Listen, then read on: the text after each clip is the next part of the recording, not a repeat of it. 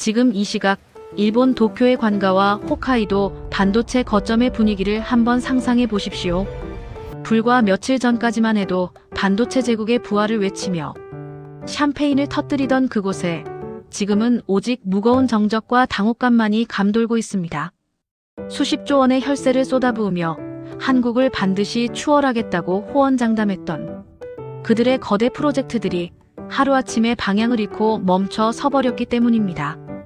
도대체 서울에서 어떤 일이 벌어졌기에 콧대 높던 섬나라가 비명 한번 못 지르고 주저앉게 된 걸까요?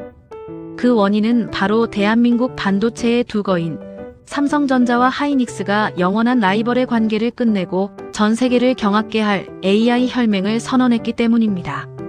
외신들은 연일 긴급 타전을 쏟아내고 있습니다. 삼성과 SK의 AI 혈맹, 일본 반도체 야욕을 꺾은 역대급 사이다 반격이라는 찬사가 쏟아지고 있죠.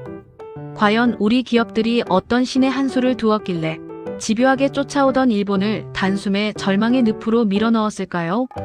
일본의 추격 의지를 꺾고 대한민국이 AI 패권을 거머쥐는 이 통쾌한 승리를 지지하신다면 구독과 좋아요는 영상 제작에 큰 힘이 됩니다. 자, 지난 12월 11일 코엑스에서 열린 세미콘 코리아의 현장으로 가보겠습니다. 표면적으로는 평범한 기술 전시회 같았지만 그 이면에는 일본의 숨통을 조이는 치밀한 덫이 설계되고 있었습니다. 일본은 그동안 한국은 서로 시기하고 질투하다 자멸할 것이라며 우리를 얕잡아 보았습니다.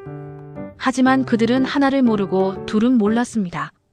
우리 한국인은 국가적 대업 앞에서는 무섭도록 단단하게 하나로 뭉치는 위기, 극복 유전자가 있다는 사실을 말입니다.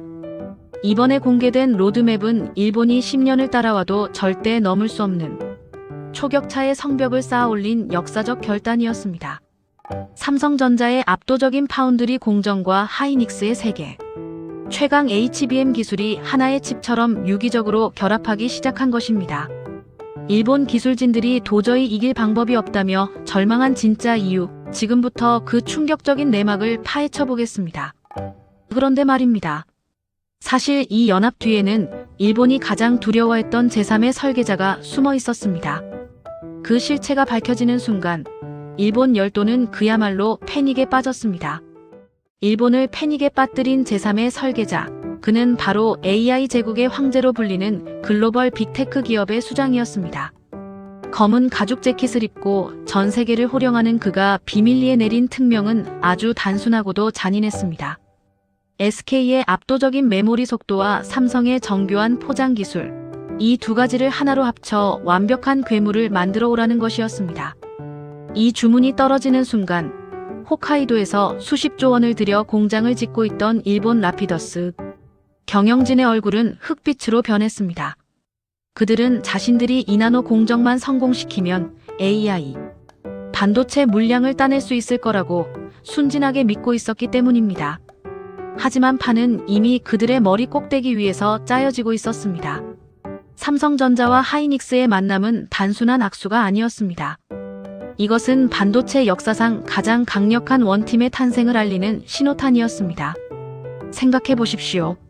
세계에서 HBM, 즉 고대역폭 메모리를 가장 잘 만드는 하이닉스가 칩을 설계하고 그것을 삼성전자가 세계 최고 수준의 파운드리 기술로 찍어내고 조립까지 마무리는 구조입니다. 이른바 턴키, 즉 일괄 생산 체제가 완성된 것입니다. 이것이 얼마나 무서운 일이냐면 전 세계 어떤 기업도, 심지어 대만의 TSMC조차도 혼자서는 해낼 수 없는 영역을 대한민국 두 기업이 독점하게 되었다는 뜻입니다. 일본 언론들이 한국의 연합을 두고 반칙이라며 비명 섞인 기사를 쏟아내는 이유가 바로 여기에 있습니다. 그들은 중간 과정에서 콩고물이라도 주워 먹으려 했지만 한국 기업들이 아예 식당 문을 걸어 잠그고 자기들끼리 최고급 요리를 만들어버린 셈입니다. 일본의 한반도체 전문가는 방송에 나와 이렇게 한탄했습니다. 한국의 두 호랑이가 등을 맞대고 싸우는 형국이 되니 우리 같은 여우들은 낄 자리가 없다. 이건 일본 반도체 부활 계획에 대한 명백한 사망 선고다 라고 말입니다. 실제로 지금 일본 정부 내에서는 홋카이도 프로젝트를 전면 재검토해야 한다는 패배주의적인 목소리까지 터져나오고 있습니다. 돈을 아무리 쏟아부어도 기술의 격차를 넘어 이제는 생태계의 격차가 벌어졌기 때문입니다. 그런데 여기서 더욱 통쾌한 사실이 하나 더 있습니다. 일본이 이 상황을 어떻게든 뒤집어 보려고 막대한 로비, 자금을 뿌리며 최후의 공작을 시도했다는 첩보가 입수되었습니다. 하지만 그 시도조차 한국 기업들이 미리 파놓은 또 다른 덫에 걸려 처참하게 박살이 나고 말았다고 합니다.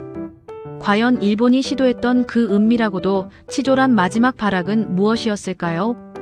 그리고 우리 기업들은 그 수작을 어떻게 보란듯이 짓밟아 주었을까요? 그 짜릿한 역전의 현장으로 여러분을 안내하겠습니다. 일본이 믿고 있던 마지막 동아줄, 그것은 바로 소재와 장비 분야에서의 오랜 기득권이었습니다. 그들은 과거 2019년 한국 반도체의 숨통을 조였던 것처럼 이번에도 은밀한 방해 공작을 시도했습니다. 일본 관료들과 로비스트들은 미국의 빅테크 기업들을 찾아가 교묘한 험담을 늘어놓기 시작했습니다. 한국의 두 기업이 연합한다고 해도 핵심 소재와 장비는 여전히 일본이 쥐고 있다. 만약 우리가 공급을 조절하면 한국의 생산 라인은 멈출 것이라며 협박성 회유를 한 것입니다. 삼성전자와 하이닉스의 연합전선에 균열을 내고 자신들이 그 틈새를 비집고 들어가려는 아주 치졸하고도 낡은 수법이었습니다. 하지만 그들은 치명적인 계산 착오를 범했습니다. 지난 5년간 우리 기업들이 와신상담하며 준비해온 복수의 칼날을 전혀 눈치채지 못했기 때문입니다. 일본의 로비스트가 의기양양하게 미국의 AI 칩 설계 회사를 방문했을 때 그곳의 반응은 그야말로 충격 그 자체였습니다. 미국 측 담당자는 일본이 내민 제안서를 거들떠보지도 않고 책상 위에 놓인 한국산 시제품 하나를 가리켰습니다. 그것은 이미 삼성전자와 하이닉스의 기술이 완벽하게 결합하여 일본의 소재 없이도 최고 성능을 내고 있는 테스트 제품이었습니다. 담당자는 싸늘한 표정으로 이렇게 말했다고 합니다. 당신네 소재가 훌륭한 건 알지만 우리는 지금 당장 완벽하게 작동하는 한국의 턴키 솔루션이 필요하다. 부품 하나하나 따로 사서 조립할 시간이 없다 라고 말이죠. 이것은 단순한 거절이 아니었습니다. 일본이 자랑하던 소재 부품의 우위가 한국의 압도적인 패키징, 기술력 앞에서는 더 이상 무기가 될 수 없음을 확인시켜준 사건이었습니다. 한국 기업들은 이미 일본의 방해를 예상하고 국산 화율을 비약적으로 높이는 동시에 공급망을 다변화해 놓은 상태였습니다. 일본이 한국을 협박할 수 있다고 믿었던 그 카드는 이미 유효기간이 지난 폐기물에 불과했던 것입니다. 얼굴이 벌개져서 회의실을 쫓겨나듯 나온 일본 로비스트들의 심정, 상상이 가십니까? 그들은 본국에 전화를 걸어 떨리는 목소리로 보고할 수밖에 없었을 겁니다. 장관님, 통하지 않습니다. 한국이 쳐놓은 기술 장벽이 너무 높아서 우리가 들어갈 틈이 아예 없습니다. 라고 말입니다. 이렇게 일본의 물밑 작업이 처참하게 실패로 돌아간 직후 한국은 보란듯이 전 세계를 향해 승리의 팡파르를 울릴 준비를 마쳤습니다. 음지에서의 승부가 끝났으니 이제 양지에서 그 결과를 공표할 차례가 온 것입니다. 바로 12월 11일 전 세계의 이목이 집중된 세미콘 코리아의 메인 스테이지. 여기서 공개된 한국의 로드맵은 단순한 기술 발표가 아니었습니다. 그것은 경쟁국들에게 보내는 섬뜩한 경고장이자 일본 반도체 몰락의 카운트다운을 알리는 신호탄이었습니다. 과연 그날 행사장에 모인 수천 명의 관중과 외신 기자들을 전율하게 만든 그 결정적인 장면은 무엇이었을까요? 일본이 마지막 희망마저 놓아버리게 만든 그 잔인하고도 아름다운 현장으로 함께 가보시죠. 12월 11일 서울 코엑스의 거대한 홀 안에는 숨소리조차 들리지 않는 팽팽한 긴장감이 감돌고 있었습니다. 이날 행사장에는 전 세계 반도체 거물들 뿐만 아니라 일본에서 급파된 기술, 사찰단 수십 명도 자리 잡고 있었습니다. 그들은 어떻게든 한국의 기술적 약점을 찾아내 본국에 보고하려는 스파이와 다름없는 임무를 띠고 왔을 것입니다. 하지만 무대 위에 대형 스크린이 켜지고 삼성과 SK의 로고가 동시에 떠오르는 순간 그들의 표정은 경악으로 일그러졌습니다. 화면에 공개된 것은 단순한 신제품 소개가 아니었습니다. 그것은 경쟁국들, 특히 뒤늦게 추격에 나선 일본을 향해 날리는 잔인한 경고장이자 기술적 사형 선고문이었습니다. 발표자가 공개한 2026년, 2027년 로드맵의 수치들은 그야말로 압도적이었습니다. 일본의 라피더스가 2030년에나 달성하겠다고 목표로 잡은 꿈의 수율과 성능을 한국은 이미 내년에 양산하겠다고 못 박아버린 것입니다. 객석 곳곳에서 외신 기자들의 탄성이 터져나왔습니다. 뷰티풀, 어메이징 같은 찬사가 쏟아지는 가운데 오직 일본 사찰단 구역만이 찬물을 끼얹은 듯 고요했습니다. 현장에 있던 한 일본 기술 임원은 떨리는 손으로 메모를 하려다 펜을 떨어뜨렸다는 목격담까지 들려옵니다. 그는 옆자리 동료에게 이렇게 속삭였을지도 모릅니다. 우리가 홋카이도에서 삽을 뜨고 있을 때 한국은 이미 우주선 쏘아 올릴 준비를 끝냈구나 라고 말입니다. 특히 이날 발표의 하이라이트는 두 기업이 공동으로 개발한 차세대 패키징 플랫폼이었습니다. 메모리와 시스템 반도체 사이의 데이터 고속도로를 기존보다 10배나 넓힌 이 혁신적인 기술은 일본이 가진 소재 기술 따위로는 흉내조차 낼 수 없는 영역이었습니다. 이것은 마치 F1 레이싱카와 동네 자전거의 경주를 보는 것과 같습니다. 체급 자체가 달라져 버린 것입니다. 행사가 끝난 후 일본 사찰단은 도망치듯 행사장을 빠져나갔습니다. 그들의 뒷모습에서는 추격의 의지보다 본국에 돌아가 이 절망적인 소식을 어떻게 보고해야 할지 고민하는 가장의 무거운 어깨가 느껴졌습니다. 이날 SEMICON 코리어는 한국 반도체의 위상을 과시하는 축제였지만 일본에게는 잊고 싶은 악몽의 날로 기록되었을 것입니다. 하지만 여러분, 여기서 끝이 아닙니다. 패닉에 빠진 일본 수뇌부가 이 상황을 부정하며 마지막으로 매달린 단 하나의 헛된 희망이 있었습니다.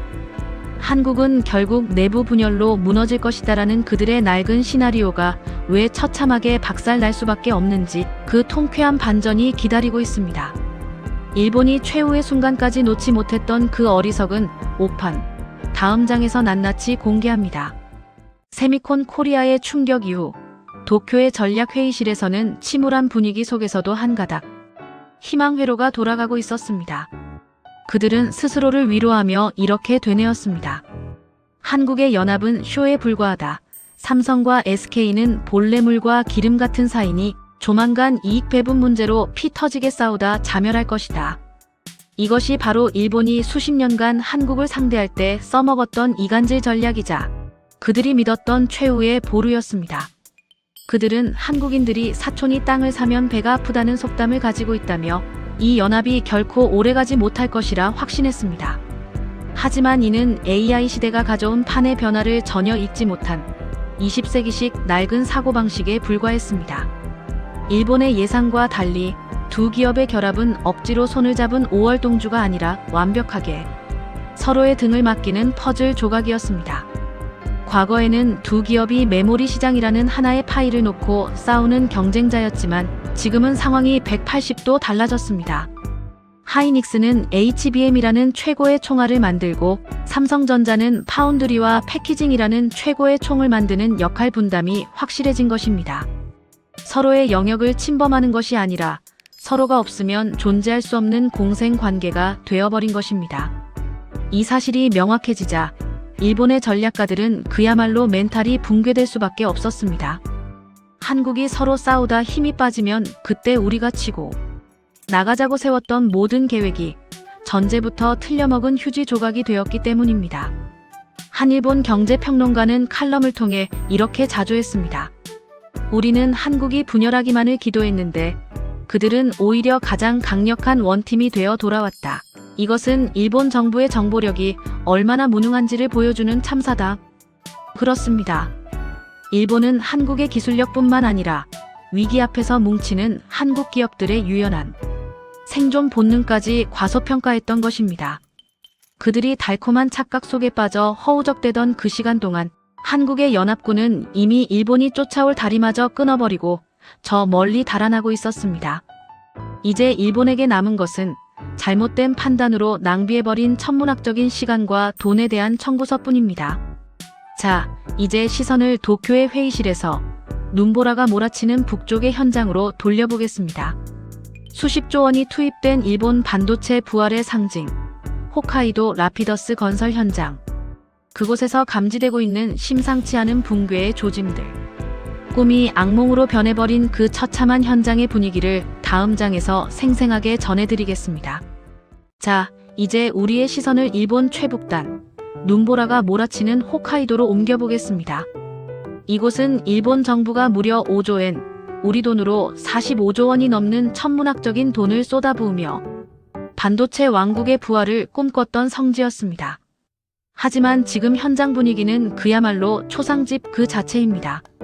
불과 얼마 전까지만 해도 밤낮 없이 돌아가던 타워 크레인은 멈춰섰고 수천 명의 인부들이 북적대던 식당가는 적막감만 감돌고 있습니다.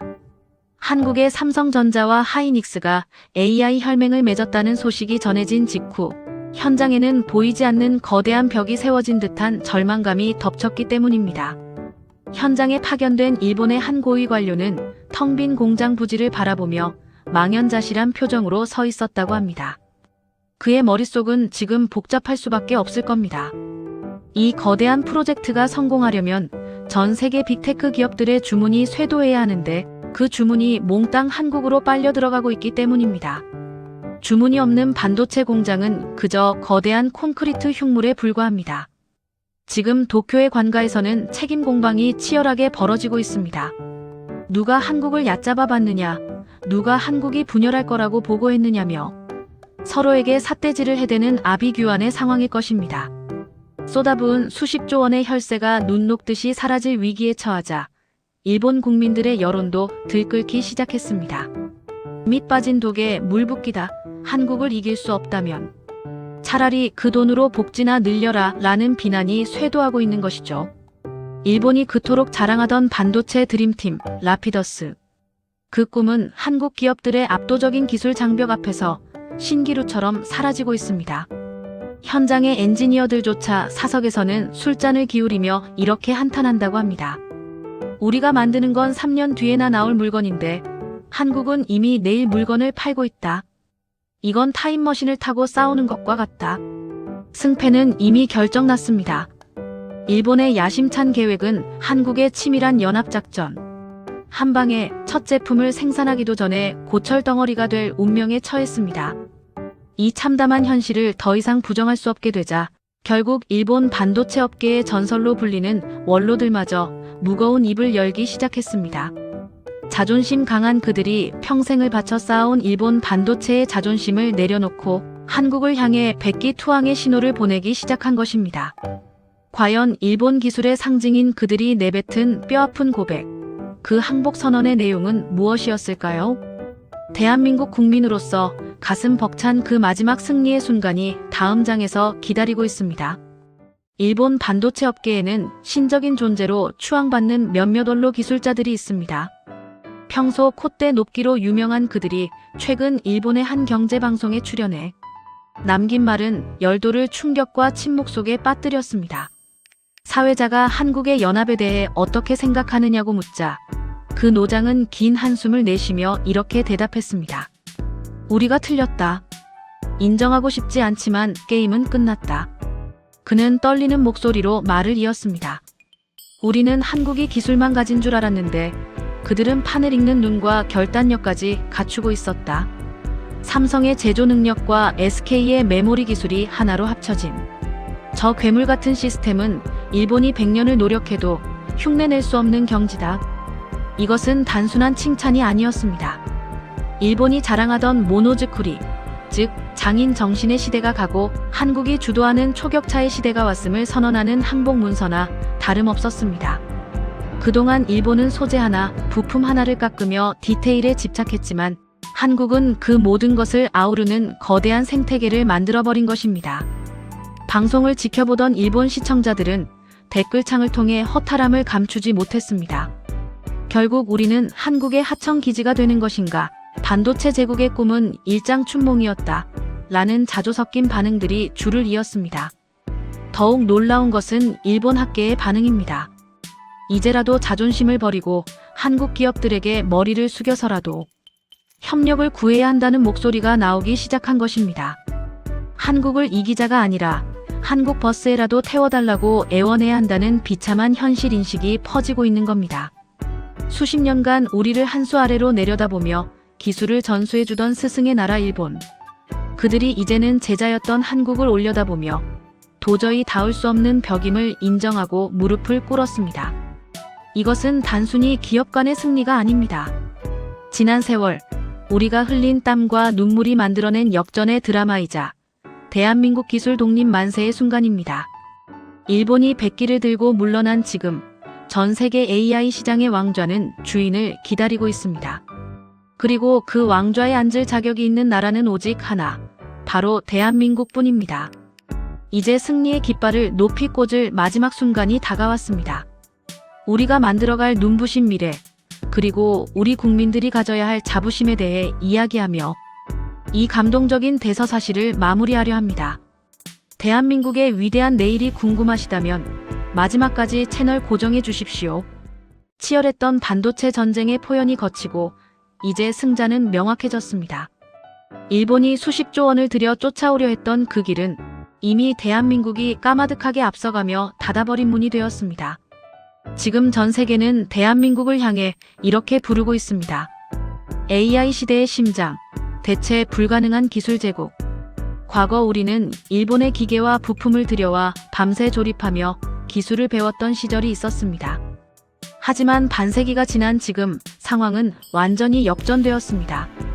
이제는 일본이 우리에게 소재라도 팔 수 있게 해달라며 줄을 서고 미국의 빅테크 기업들이 제발 칩 좀 먼저 달라고 서울로 날아오고 있습니다. 이것은 단순한 우연이나 행운이 아닙니다. 자원 하나 없는 척박한 땅에서 오직 사람의 힘과 불굴의 의지로 쌓아 올린 위대한 금자탑입니다. 특히 오늘 이 방송을 보고 계신 시니어 여러분. 여러분이 젊은 날 허리띠를 졸라매고 가족과 나라를 위해 흘리셨던 그 뜨거운 땀방울이 거름이 되었기에 오늘날 우리 기업들이 세계라는 거친 들판에서 호랑이처럼 포효할 수 있는 것입니다. 그러니 오늘만큼은 마음껏 자부심을 가지셔도 좋습니다. 여러분이 만드신 대한민국은 이제 그 누구도 감히 넘볼 수 없는 초인류 국가가 되었습니다. 삼성과 SK의 연합은 이제 시작일 뿐입니다. 앞으로 펼쳐질 세상은 한국산 반도체가 없으면 인공지능도, 자율주행도, 로봇도 멈춰버리는 그야말로 팍스. 코리아나 한국 주도의 평화시대가 될 것입니다. 일본이 홋카이도의 눈밭에서 길을 잃고 헤매는 동안 우리는 더 넓은 우주로, 더 높은 미래로 비상할 것입니다. 감동 캡슐은 앞으로도 우리 대한민국이 세계를 호령하는 가슴 벅찬 승전보만을 골라 여러분의 안방으로 가장 빠르게 배달해 드리겠습니다. 우리가 함께 나누는 이 뜨거운 감동이 대한민국의 더 큰 도약을 위한 에너지가 되기를 소망합니다. 지금까지 대한민국 시니어의 영원한 동반자 감동 캡슐이었습니다. 시청해주신 여러분 진심으로 고맙습니다. 대한민국 만세!